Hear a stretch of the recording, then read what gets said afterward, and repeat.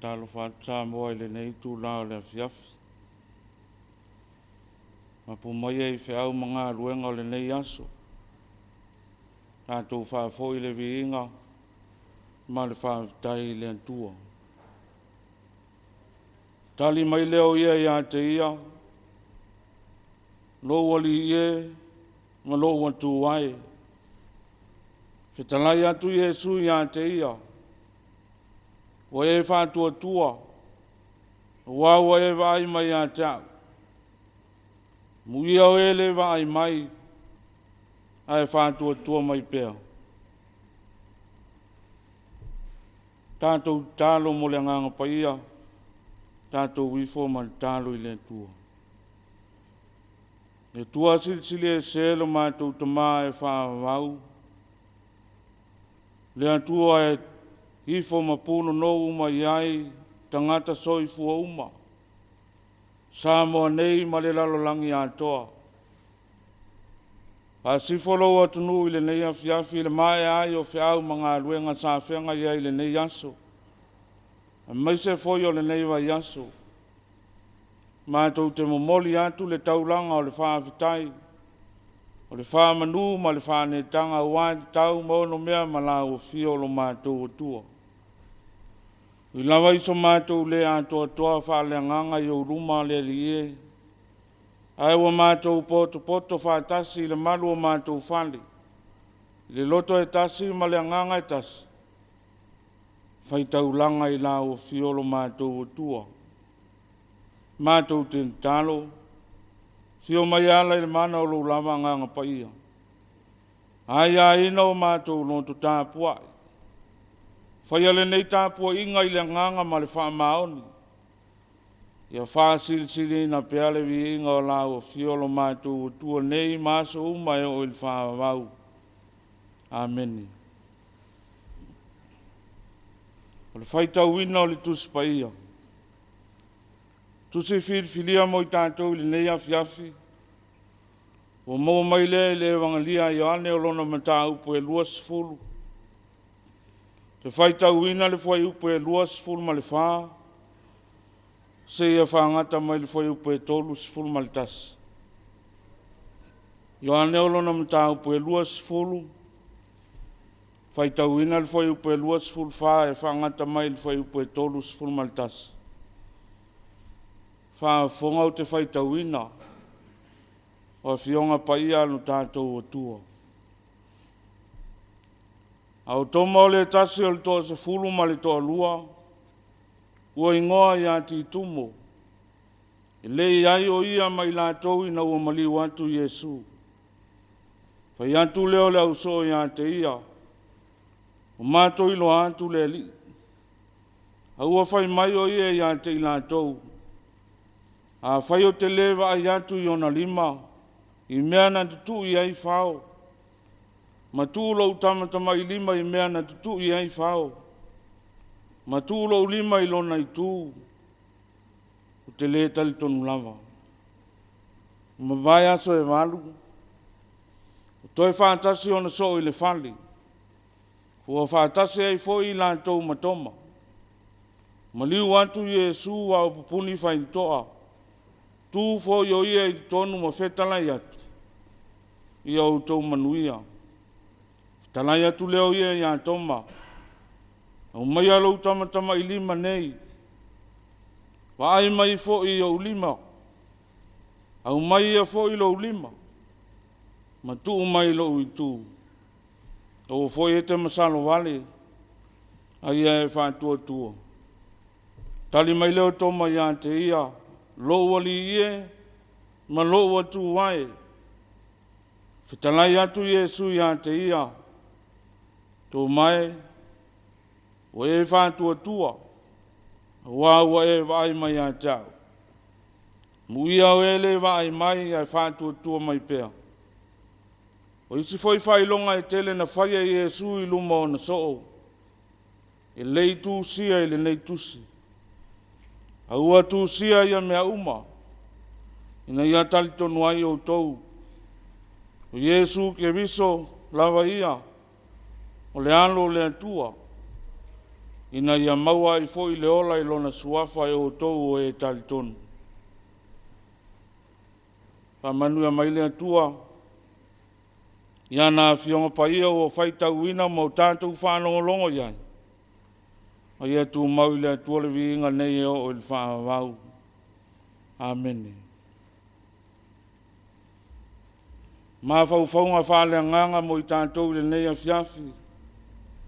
Swafa man malo tātou li o Yesu ke viso. Le atua le tamā le alo ma le nganga sa. Amen. E whaunga ina le fwai upo e luas furu ma le wha. Ma le fwai upo e luas furu ma le lima. Whai ma matua. Au toma le tasi al toa sifuru ma le toa lua. O ingoa ia ti tumo. E le iai o ia mai lātou ina umali watu Yesu. Whai atu leo le au so ia te ia. O mātou ilo atu le li. O whai mai o ia te lātou. A whai o te le vai atu i ona lima. I mea na tutu iai whao. Ma tūlo tamata mai lima i mea na tutu iai whao. Ma tūlo lima i lona i tū. O te le talitonu lava.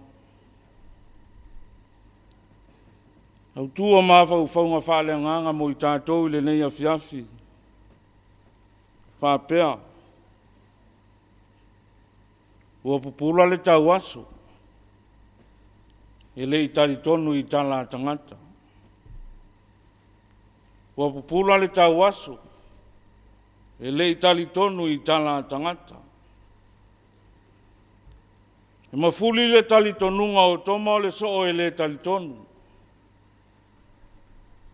Whai mai whatoa talitonu lava toma i na ua waai. Fōlinga mai ai o toma o se so e tau aso whaalea nganga. Ma pōla na waai.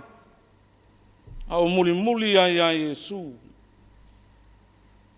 Pei tai a whai tau manino i le mata upu atoa e luas fulo le evangalia Ioane. E a tangia mai ai na talitonu ma whātua tua toma i ai Yesu. E lei talitonu i se moli maua Maria ma le au so. Whai mai Ioane. Wa lantou wa ai a Yesu. Wa ai Maria mai si so o ya Yesu. Ta e fōlinga mai na tau aso atuai matoma i moli mau Maria ma le au so. Ai loa le lava e toma. O tangata e maasani o na se la tau wa ai. Ma le moli mau i a Yesu. Maria lea o lo moli mau i ai le evangalia Ioane. Na usu i le tae au e asi le tunga mau o le li. Tala noa ma whaafisanga i ma le li. E whai mai o Yesu o le leo leo whanua. Maria lama lea e tasi leo wa sau ia toma matala i mai wa vaai a Yesu. Leiti o a tau aso. Ma salo vale toma. Wow, lea e moli mau le Ioane luas fulu fai upo e sfulu male lima. Maria lava na manatu. O Yesu o le leo leo whanua ia. E whapena fo i lau so. Au maa futa ma Yesu. Sa vali ma Yesu i lungo le vai. Ai whai mai le au so o Yesu o le eitu. E waai a Yesu ai tutusa le lei ma le waai a le tau aso e pō le waai. Whai mai o le eitu. Whaafisa ngai ma Yesu o le mana malama. Ai moli mau mai mea o le pongsa. A whaina whaafisa ngai ma ria ma Yesu. Ai whai mai o Yesu o le leo leo whanua. A whaina moli maule au so o ia Yesu o savali lunga o le vai ai whai mai o le itu. Ai lai fia talitonu iai. Leo a tau aso atuai matoma e talitonu ma whātua tua ia Yesu. Le manatu o tupu ai le loto toma. A whaina se sele tō ai a Yesu. Wha whiala on o tali tonu ia auto. Salaina le tali tonu so. E mai o ane il waanga le tusa whaita uina o toma o le titumo. Le winga le upu titumo le ngana e leni o le maasanga. Fōlinga mai ai o toma. E iaiso na uso e tutusa le lei o la fōlinga. E ola mai lama la toma i tono rona a inga ma tuputupu ae. Ua maasani ma le tau aso le vaai a tangata i ante ia. La tau te whaafsanga i matoma e whai mai o lona uso maasanga. E whaase ina le vaai a tangata. Au ae tali tusa fōlinga o le auso lea. Vai foi lea i sa ako i lana maasanga o e sauma Iakopo. Whaafsanga i ma Iakopo ai whai mai o e sau. E ui na whai mai le tusa o kenese. Ua pua ole wa ai e sa ako. Ai whai ngata. Ono le maasanga Iakopo ma e sau. Lea na whaamanuia lava le toi ina ia e sau. Ai le ai o Iakopo. Se mata waso le vai al tangata. Ona e tai fōlinga tusa. Masani toma. Matangata e vai se i meo leolanga. Au toma lava ia malona tali tonunga a toa toa ia Yesu. E lei masalo salo. Ai masalo salo i moli mau a Maria ma le au soo. Samoa malau wha whonga Tapuaiga. Langona maasani o le tangata. Whainga tāo na tali tonu se ilonga ua vaai tino iai mata. Moni lawa i le wha longo. Peitai. Whai ao na iai ma mea wha upopo i le tele o le mautana whea veai. Tai o le vaai lawa e malie a toa ai le loto. Ino vai se e pai a Solomona malona poto. Whai mai ana upu. O moni le tala na ou whaalongo iai. Whauta. E titi mea na tala i na atu i a tau. Ai tele mea na le tala i na atu. Ua tali tonu ina ua o mai ma vaai lava iai le mamalu.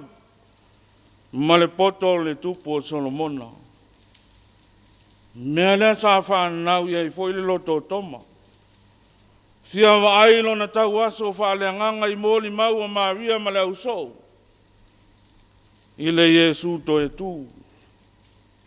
Ina ua wa ai. Ina ua pupula o na mata whaale nganga. Ua langona i le loto le moni. Ua tau tino mai le loto tali tonu whai mai. Lo ua li ie, ma lo ua tuwae. Langona le tangata ua tali tonu, ma pula na mata whaale nganga. Langona fo ia na whao Sofia ele whanati atu le fine sa Maria, na wheilo hai ma Yesu i lunga le wai eli. Lo whamauina fo ile evangalia Ioane ma tau pue whaa. Whai mai wa tiai, ana mea utu vai. Ai nati se ilongo le nu. Ma au mai tangata uma se iwa ai a Yesu. Se iwa ai le ato ua lewa o na whaalongo iai o na tua a. Ma tala tu ngutu mai ana mua. Se iwa ai le moni ua na ta ua mai ma whaailoa mai mea. Sa tutupu. O mea o loo tutupu. Ma mea uma o le a tutupu i lona o langa. O maile nu. Ai whai maile vesiri whaama mai a le tina tau waso. Ua pupula o na mata whaale nganga. Malangona i lona loto le tali tonu i a Yesu i tangata o lona nu. Pe leo le ke viso ea leo. Te la Yesu. Wa ulama le nei. Samoa malau whaafonga Tapuaiga. O le fesili, ua pupula e au tātou mata whaaleanganga. Na tau aso toma i a maawia ma le au so malatou moni mau. E na whaatalitali pea i le nganga o le atua. Whai mai e walu aso whaatalitali toma i a Yesu. I le whaapese whaatalitali as tangata le talitonu. E ana whaapea o toma o se tau aso e le i waai ma talitonu i a Yesu.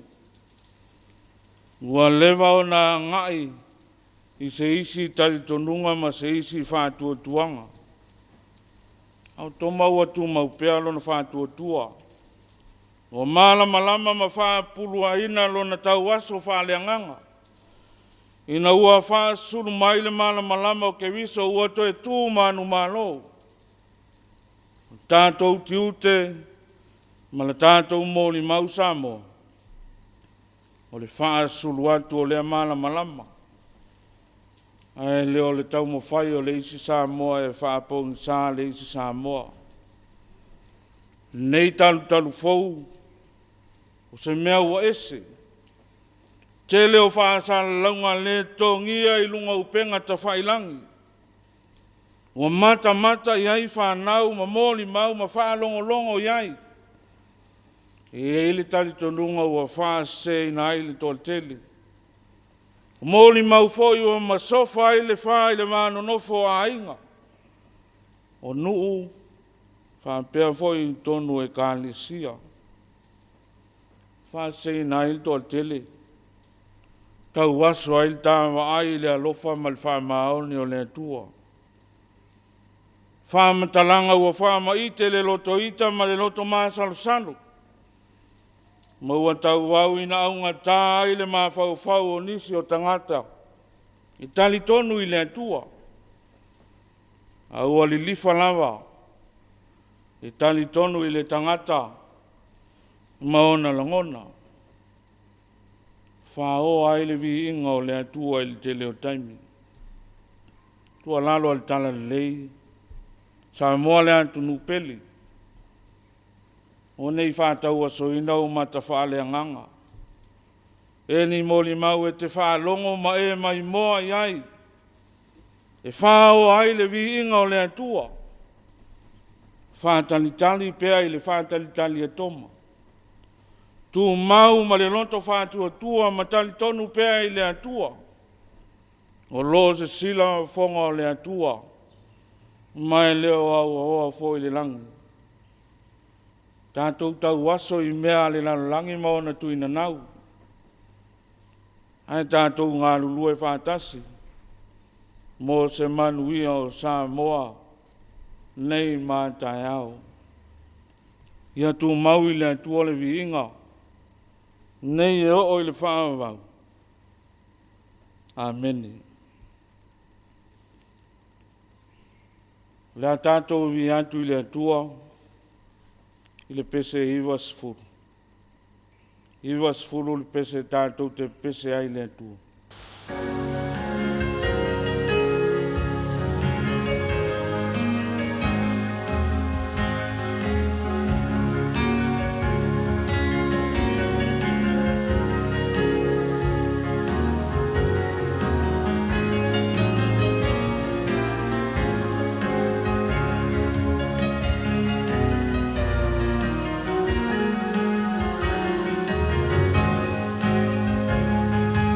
Oh,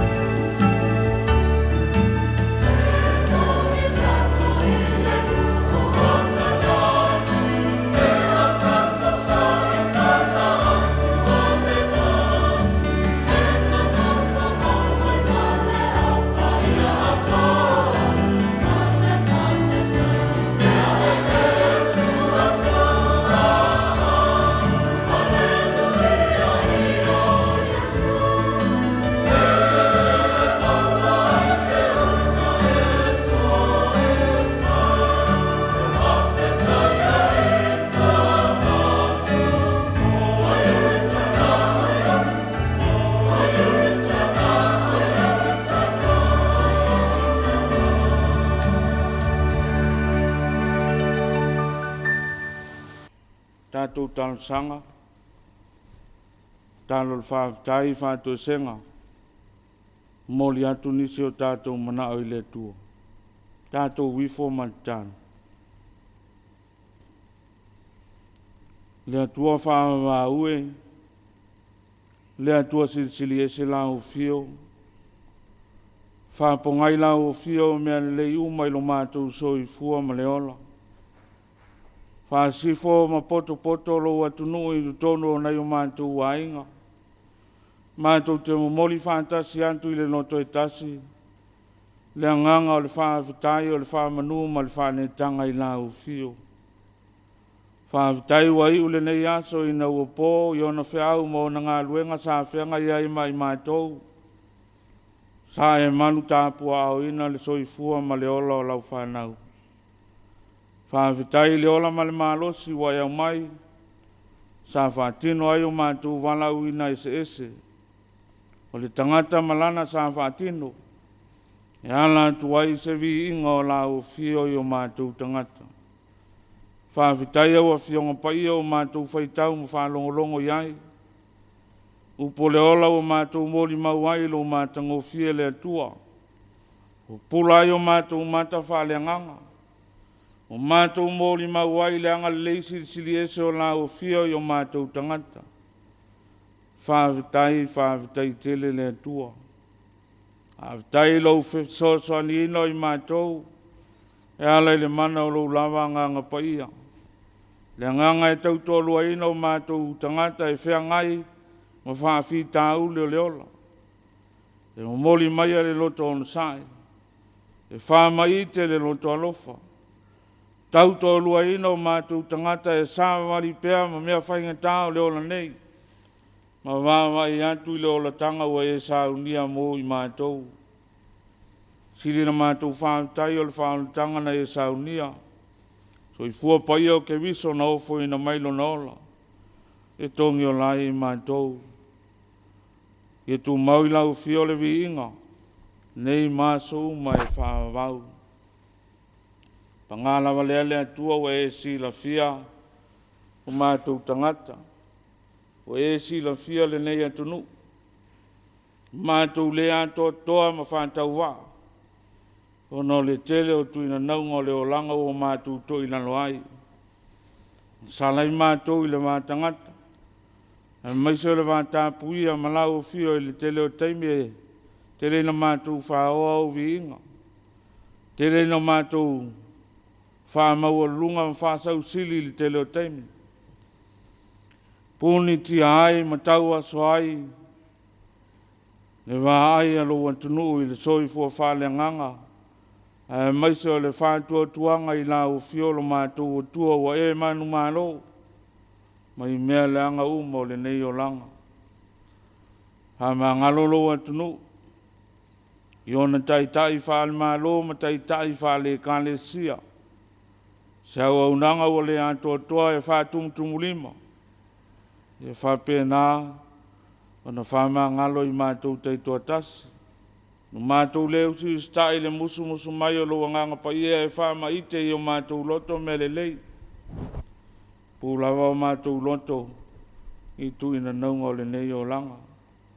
Ma pōngi sa ai la mātou vai whaale whātua tua. La mātou sāwalinga i le ola nei. Leli e lo mātou o tua. Toto pa ia o lo alopele. Iesu ke viso. Whamaina ma whapaia ina ai se o mātou atunu, ma o mātou tangata antoa. Wai paia e ma malu e silisili e se lama lau fiolo mātou tua. Mātou te tālo le atuai. I e whamanuia i le ifonga alo atunu i le nei Afiafi. Tonu o malu o mātou whane i a inga taitasi. Whamaite pea e lau o fio le mana o lo nganga. Ma whaapula o mātou mata whaaleanganga. I manuia whaasafua mai o lau fio i o mātou tangata. A manuia i na i o mātou a inga umalawa. Sa mo nei mātou nua ma mau ma so se tafa o le nei lalalangi o lo soifua mau mawai. Ātia e ai a inga. Tapuaiga le loto whaawitai la o fiolo mātou tua. I mea le lei tele wa e saunia ma tāpenaina mo i mātou. Whamanuia i le Tapuaiga nei ta mama tina mātua o e waafu le soifua. A pena na tausia ma Tapuaiga pe o awanga le leili soifua ma le ora. Ma ua pea ma fitanga ma whanawhana i tono nei o mātou wainga. Whamanuia i le nei au nanga. Maisa le ali pule, ma le au whainga luenga. Ale EFKS TV. Wala tuai, se whea au whale anganga, Mose o mātou atunu. Maisa le lalangi atua o loo. Sila mai mo mai. Ia maua lunga i pea le vi inga o la o fiolo mātou o tua mai o mātou tangata. So i fua vi ma le ola Tapuaiga o Samoa. Wa se manuia o nei mātai au. Teimi tā oto lo atunu mo whai mālo longa i le nei Afiafi. Whaafuina i mātou le iafu o lo lama lo whatunoa. Pui ma leo lo atunu. Mātou wala whai le tai au mua. O linga pea i mātou i le anga lei sili ese o lau fiu. O mātou tālo ia. Whātasi ai mana tālo le oa i le loto le tangata lawa ia. O ofo i nātu e whai alau whilangalo. A e leo lo mātou o la whātau anau. Tu mau mai ai o mātou lunga umanei. Lunga o lau whanau whātua tua i le lalangi atoa le manuia ma le file mu o lau fio le atua le tamā. Le alofa sili ese o Yesu ke viso lo mātou li whaona. Ma futaina pea se o mātou atunu o ele mana o lo lama nganga paia. Nei maso uma e o ele whaavau lava. Amen.